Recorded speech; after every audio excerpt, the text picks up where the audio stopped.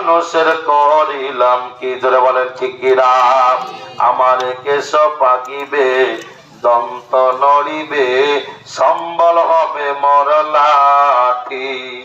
আমার কেশ পাকিবে, দন্ত নড়িবে, সম্বল হবে মোর লাঠি। আমার স্ত্রী পরিজন সকলে বলিবে, স্ত্রী স্বজন সকলে বলিবে, এ জঞ্জাল মরিলে বাসিরে মন আমার।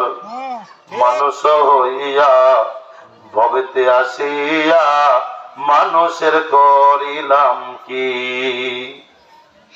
একটা মুরব্বী, একটা গার্জিয়ান, একটা পিতা তার পরিবারের সবাইকে ভালো রাখার জন্য, তার পরিবারের সবাইকে ভালো করে খাবার দেওয়ার জন্য, ভরণ পোষণ করার জন্য, একটা বাবা তার পরিবারকে, মানুষকে ভালো রাখার জন্য কত কষ্ট করে মাথার গায়ে ফেলে।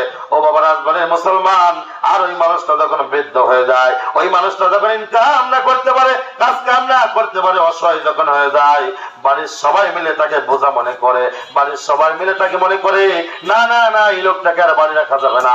অথচ এই বাবা একদিন নিজের মাথার গাম পায়ে ফেলে ওই সন্তানকে মানুষ করেছিল। জোরে বলেন ঠিক কিনা? এই জন্য কবি কবির ভাষায় কত সুন্দর করে বলতেছে, আমার কেশ পাকিবে, দন্ত নড়িবে, সম্বল হবে মোর লাঠি। আমার স্ত্রী পরিজন সকলে বলিবে, আত্মীয় স্বজন সকলে বলিবে, এ জঞ্জাল মরিলে বাসিরে মন আমার। মানুষ হইয়া জন্ম লইয়া মানুষের করিলাম কি?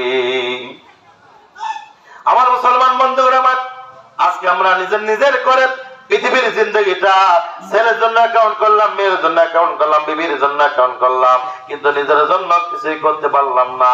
আজকে চলে যাবো কবর জগতে। ও বাবা মুসলমান, এই পৃথিবীতে আমার আপন বলতে দুনিয়ার ভিতরে কেহই নাই। আমার